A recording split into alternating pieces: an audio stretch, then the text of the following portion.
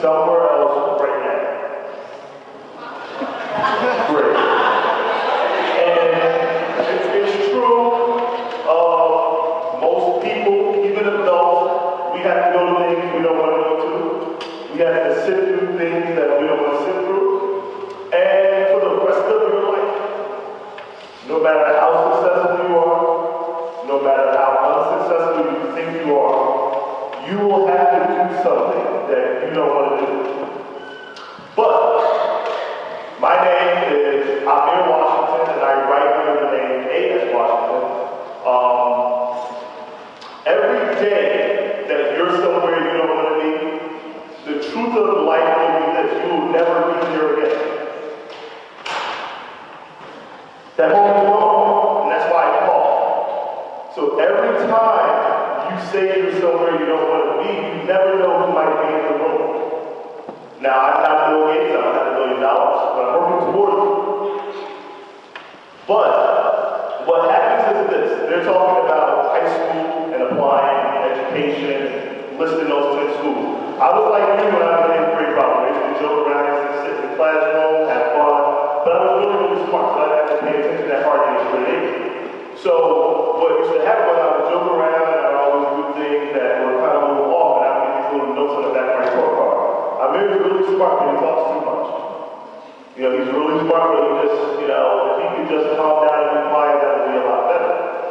And what that says is that certain things are more important than how you feel at the moment. And I wanted to go to my local school. I lived on Stratford Place, which, according to the cops, and to somebody that told me it was the #1 block for crime per capita in the United States of America. And I had gunshots and police were all out there. And right now, today, there's a 24-hour police patrol on the street that I grew up in. It doesn't move, it doesn't go anywhere. This last month, in December, there was a lap between the patrols and someone was killed. So I went to a local school. I went to Newark. I went to be with my friends. And to me, where my mother wanted me to go to Science University, those were all the nerds. All the boring kids went to school. And I wasn't boring. I got straight A's, but I was a cool kid. But my mother drove me to university, and I took the test. She drove me to science, and I took the test. And my guidance counselor was really cool because she forgot that university sent me a letter of acceptance. So I was like, it was like May or right before graduation. I was like, yes, going to Shabazz. Gotta be with all my friends. And my mother said, did you get your letter yet? I said, no, I'm going to Shabazz. No, you're not. She went to the school, she talked to my guidance counselor, and she said, oh yeah. He did have an acceptance letter. I'm so sorry. The orientation is this Saturday. It was Friday. He'll be there. And God rest her soul, I have to thank my mother. It was the best decision she ever made. Because had it been me, I wouldn't have made the decision. And when I say these moments will never happen again, I can't do high school over again. I can't do the experience over again. If I lose an arm, I can't get it back. If I die, I can't come back. So every moment of your life is precious. And the people, and this is Black History Month, we're talking about civil rights movement, those people knew that what they did, they were not going to value. Martin Luther King didn't get to see the freedom of his country. Malcolm X didn't get to see the equality of all people that we're still working towards that can occur. But they did something in those moments that they thought was bigger than themselves. And some of you will understand this and take this in, and some of you won't, so very much later. And that's fine, because as long as you're alive, you'll have that opportunity. And that's why you hear adults, and your principal, and teachers and parents who are annoyed the heck out of you. My boss still annoys me sometimes. They say stuff like, it doesn't start tomorrow, it starts today. So I spend a lot of my time, like you kind of call it, Black Ops 2. Spend a lot of my time dreaming about money. I want to be rich, I want to drive a Lamborghini. I want to have a big house on the hill. I want to be somebody that people remember 500 years from now. You probably read something by Shakespeare. Right? Hamlet, Romeo and Juliet. They were born like 15, 16. But he's important today more than some of the people that you watch on television. And when they die, they become unremembered. People will still be reading about this guy who was born at 15, 16. some guy who was a king in England was on the throne, or some queen. And you've never seen, you've never done. How does that occur? How does it happen where somebody who will be about 600 or something years old in the next 4 years is more important than the people who are living today, who breathe today, who are on television today, whose books are still read in droves? It's because of those moments that you can't get back, they do something in them. So you're in grade, probably like Facebook, probably Twitter, and I got time for that. You probably watch that like I watch it like 18 times. I love that. And it wasn't an anti-doxing and all that. I love that stuff. It's fun as entertaining. But to your life, their success means nothing to you because you cannot have it. You have to start today at whatever it is that you think is the most important thing to you. Now you'll hear these words probably in your you can be anything you want to be in life. You can succeed. You can do it. And it's true.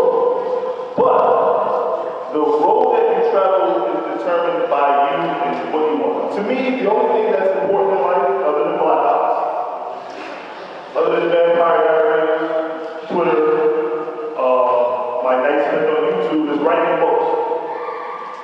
And I want to be like Shakespeare. I want to be like that guy that you talk about like 500 years from now when I like fall in my grave, like looking at it, like holding my skeleton. Because it's what drives me. And you have to find something that drives you. There are a lot of people today, and half of my life is spent some days on, I wish I don't have to go to work, I don't see these people. And some of your teachers are probably like that, your parents are like that. I remember my mother sometimes she'd come home just to stab on us because something was out of place or it was a nudge on the coffee table. It's because they were like upset about something going on because they decided that something else was more important than their own happiness. And that comes from choices. And the choices you make, regardless of what they are, whether they're good or bad, or define who you are. Hitler was a successful person. But everything that he did was negative. He was a killer. But he decided that this is my course of action and I will succeed at it. For a long time he did. Now, I'm not going like Hitler. I'm not a fan of him. I do not like the man. God rest his soul. But you flip the coin and you look at somebody like Gandhi who was a peacemaker and that was his decision in life. It was a choice that he made. And it defined who he is and the people that love him and the people who look up to him and say, this is awesome, this is great, this is how the world should work. Hitler thought one way, Gandhi thought another. Jesus thought one way, Alexander the Great thought he should slaughter the world until it was under his rule. But they were all successful in their own right because they made a choice that here is what I want and here is what I will do. There are millions of writers in the world. I am one on the low side of the totem pole at the moment. I don't have $1 million in the bank yet. I got a couple dollars, I need some money off of this book. But I sat down with this gentleman here, and we came up with a plan. He started making a letter. And I was writing when I was that young, but I didn't really have a whole bunch of ideas that I knew I was going to finish.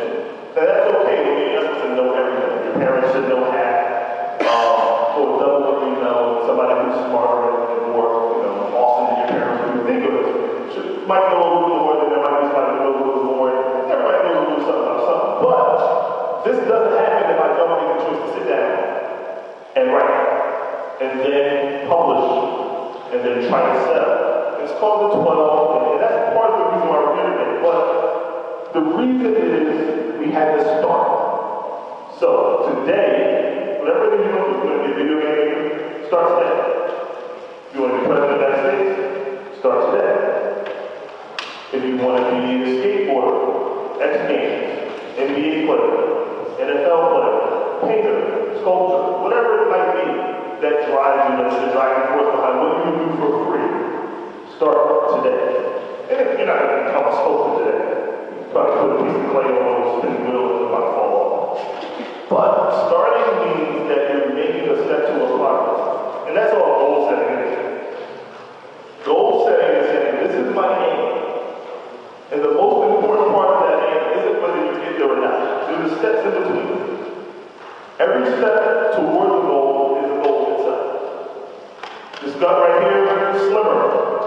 few months ago because I made steps towards saying I'm going to be 184 pounds. And I told myself every day when I was 227 pounds that I was 184 pounds. And I did the little steps in between. I was on 14 without sugar. I didn't drink my soda. I do not put my right hand side. I didn't drink that. I didn't eat much of that food, but I didn't eat. I was a lot more often now. So I'm getting back to that 227 because I stopped the steps, which were individual little small little wins that we like to call in corporate and business. They're small little wins that get you towards it. And the last thing that I want to finish with within those goal settings is whatever it is, you make those little steps. And success is your ultimate goal, whether it's $1 billion. My wife and I was kids, I want to be rich. That's it. And that was my pinnacle. But over time, those things change. And for you, that might happen. You know, probably want like a bigger than Italy, hang out with Jay-Z and Drake and Lil Wayne. That's cool. If that's your goal. I like some of the little stuff. Most of Jay-Z's. But my success isn't defined by their success. Don't define your success by other people's success. If you set out to be a garbage man, to clean up your community, now think about this, right? I just saw you things, I like that. Look great things. If there was no garbage man in your community would stink every day. You would reach, and then eventually everybody would get sick and everybody would die. This is the truth. Scientifically proven that. If the garbage specimen in your community, they didn't pick it up on Monday and Thursday or Tuesday or Friday, everybody would eventually get sick and die. So don't let the garbage, some garbage will get $120,000 a year. You probably didn't know that. But if that man was an 8th grader said, well, I don't care about that, science is going to be a garbage man. And he went on to become a garbage man and cleaned up his community every day, that's his own success. No one can tell him that he is not successful. He didn't say, I'm going to go to the moon and be an astronaut, be an astronaut, or create a sphere, no one. He didn't fail because that's not what he wanted to do. So, the last quote that I'll end with, and then we'll bring up this fabulous young man who I've been on for the last 7 years, is a kind of a meshing of a quote, and I don't know where one of them, the half of it came from, except that my son, I don't think he really knows. And the other was something that I think I made that maybe somebody else said one day. But it goes like this. I used to be an internet rapper. I used to put raps on an internet site when I was in college. And I thought I was best, and I got some awards on this internet site. And so at the end of every rap that I wrote, I used to go, excellence is achieved through practice. And think about that, that makes sense. Because you can't be great at something if you don't practice at it. I like to grab karate with that because I studied karate. Here's a quote from that. I'm not afraid of the guy who knows 1,000 techniques. I'm afraid of the guy who knows one technique that he practiced 1,000 times. That probably would hurt a lot. The other part of excellence is achieved through practice is make every day your masterpiece. Meaning every day that you wake up, make it the best day that you ever live. Because I could probably walk outside right now and get my truck and it'll be over. And anybody could something could fall out of the sky, or off of a building, a bomb could be, building could be blowing up like 9/11. You were in it. So you never know. So every day wasted is the day that you gave away to not march towards success. We had no people that just roller coaster the day away. That's fine, it's good, it's fun. But if you live underneath the idea of excellence is achieved through practice, and every day that I live will be an masterpiece, that there is probably going to be some difficulty in you being able not to succeed at what you want. So I thank you for your time, I thank you for your nodding heads, your sleepy eyes, I thank you for those who are extremely attentive. I'll be here now for a few more moments and some time. If you'd like to ask any questions, please done. I hope you have a station done first. I'll probably be on after that. So thank you, and hopefully you enjoyed it.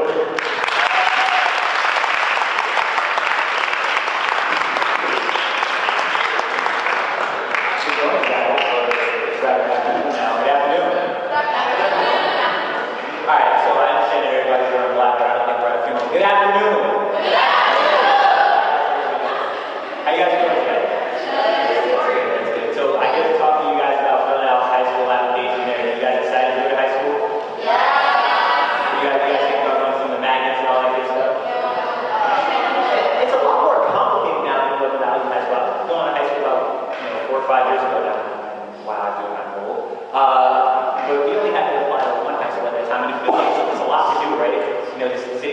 good, and even listening to it from this perspective, being done, I felt like there's a lot you guys have to do. But there's something very important about that. It's an investment in your future. And right now, it might feel daunting, and it might feel very tiresome, it might feel boring. But each and every person in this room that's an educator, from Ms. Louise, your principal, to all your teachers, and the wonderful people in this building, they care about that future because they decided at some point in their life that they were going to stop everything that they were doing and become educators and build the young minds of America and build forward to building a better New Jersey, and better New Jersey, a better United States, and essentially a better world. So, with that being said, moving forward, how many of you guys feel like anything is possible? You guys have dreams? You know, yell out, what do you guys want to do? What do you guys want to do? Football players, yell out what you want to do.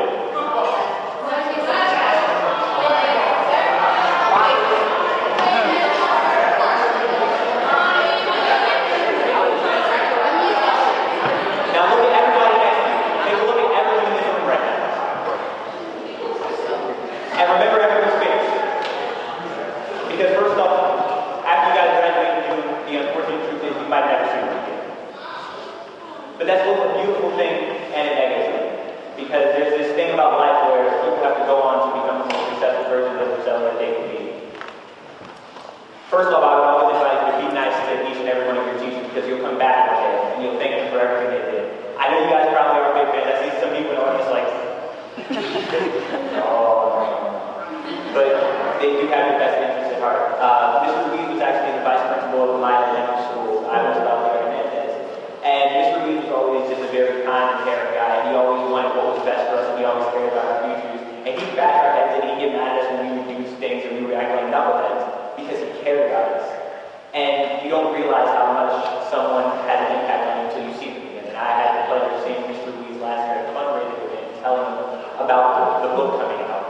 I started writing when I was 11. And when I was 11 years old, you know, how many of you guys like Harry Potter and the Hunger Games and Twilight and all that good stuff? It's fun, isn't it? It's awesome.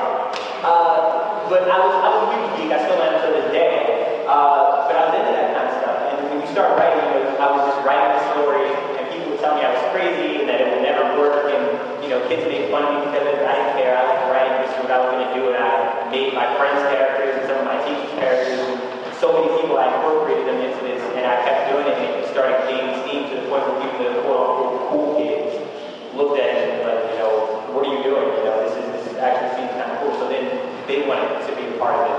But the one word that kept coming up through all of this process was that what I was doing was impossible. It couldn't work. It was stupid. It was impossible. I have a very large vocabulary, but impossible is not in that vocabulary. There's one quote that I live by each and every day, and it's by Walt Disney. And that quote goes like this: "It's kind of fun to do the impossible." And it truly is, ladies and gentlemen. Each and every day I have the pleasure of waking up and knowing that I've contributed something to the world. And I've had the pleasure of working with my co-authors here in Washington. It's been absolutely marvelous. And it's funny how life ends up working. You know, sometimes we don't like people for no reason at all. I was going to the Boys and Girls Club, and Mr. Washington, we started working here in 2006, and I wasn't a big fan of him because it was something he was taking over the position of someone else who had been promoted. So in the back of my mind, I said to myself, I'm not going to like this guy because he's replacing someone that I care about. But then I spent time with him, and then he took us on a field trip to go see the X-Men movie, which was really cool. And then I found out he was an okay guy. And lo and behold, here we are, almost 7 years later. He's not only a mentor, he's taken on the role of a father figure in my life, and he's one of the coolest people I've ever had to encounter or work with. And just the fact that he allowed me to make my dream come true, it truthfully does mean the world. So you really never know who you're going to meet. You know, you never know who's in this room. You know, you might not like the person sitting a few rows behind you, or the person sitting across from you, but you never know the impact that they're having in your life, or what they'll teach you, or how you feel at the end of the day. There's one thing that I would advise all of you to do, and it's to make the smartest decisions in the world. And that can be scary sometimes, because decisions involve being mature. It involves, as Mr. Washington mentioned, doing things you don't want to do sometimes. But think about the things that will benefit you in the long run. Because your life doesn't start in high school. I started engaging kids when I was 11 years old. I had that idea in mind, I had that goal. So it's okay to not know exactly what you want to do right now. But what's not okay is if you're not thinking about it. And it should constantly be on your head, what do I want to do for the rest of my life? How do I want to succeed? Because success is a funny thing. You could be a garbage man, or you could be the best garbage man. You could decide to be a garbage man and become one, as he said. But in that race, by deciding to be a garbage man, you're already successful in become one. And no one else can tell you you're not successful, because you set out to do something, and you did. J.K. Rowling once said that it's impossible to live life without failing at something, unless you live so cautiously that you do not really live at all, in which case you fail by default. So I ask you guys leave here today and you can take it into really a lot of thought that the future's out there and it's very scary. But the only person who can decide who's going to be like is you. Because you decide what the future of the world is going to be, essentially. Extraordinary people do extraordinary things. And to be honest, they've never looked at themselves as extraordinary people. I'm pretty sure you guys watched the Super Bowl last weekend and thought Beyonce was amazing. I mean, she turned off the lights for like 20 minutes, you know. So I've been in the house full of grown people. Come on, turn the lights back on. You know, it's very annoying. But Beyonce decided that she was going to be Beyonce. She was with Destiny's Child, she did that. And people throughout the history of the world, and throughout the history of this country, decided. A few men stood up and decided that they were going to stand up for their independence, and that they weren't going to stand for this taxation from a king who was all the way across the ocean. They weren't going to stand for that. And because of what those men did, we now live in the United States of America. African Americans and many minorities across this country were upset at the fact that they didn't have the right to vote, that they didn't have a say in things or how it worked. So they stood up for it. And a small Baptist minister from Atlanta, Georgia, became one of the greatest figures of all time. And it was because of what he did. And this is another thing too. The actions that you do now, the actions that you partake in, will affect you later on. Had I not had that day earlier, then the book wouldn't be here now. So the high school that you decide to do, what you decide to do in high school, what you decide to do in the remainder of the year, will affect you later on. And it might not seem large at the time, but later on it might be back. Because had it not been for Martin Luther King Jr. marching and going around and giving speeches and being on Washington, then a young man from Honolulu by the name of Barack Obama would never become president of the United States. So just think about those things. Because the only person who can really bring any kind of change or do any kind of extraordinary thing in your life is you. Thank you.